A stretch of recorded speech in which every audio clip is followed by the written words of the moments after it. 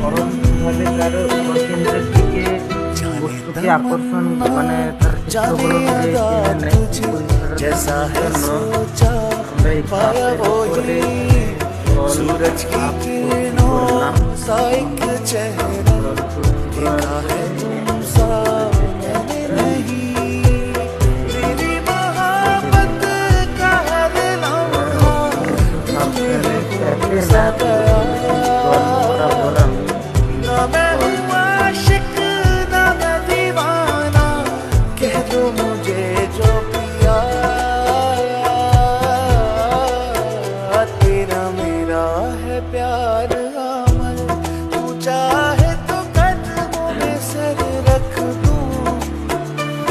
ये जीवन क्या कर मांगे तू मेरी जान नजर कर दूं तेरा मेरा है प्यार এবার দেখা গেল যে বোতলের যে ওই ক্যাপটা ছিল ওটা কিন্তু ওই কাপের একদম গায়ে লেগেছিল, কিন্তু যখনই আমি জলটা ভর্তি করলাম ও কিন্তু গা থেকে সরে এসে মিডিল পয়েন্টে চলে এলো। অর্থাৎ আমরা জানি যে যখন এর ক্ষেত্রফলটা যখন এর বেড়ে গেল তখন কিন্তু এর আয়তন অনুযায়ী কিন্তু এর মিডিল পয়েন্টে চলে এলো। পারফেক্ট।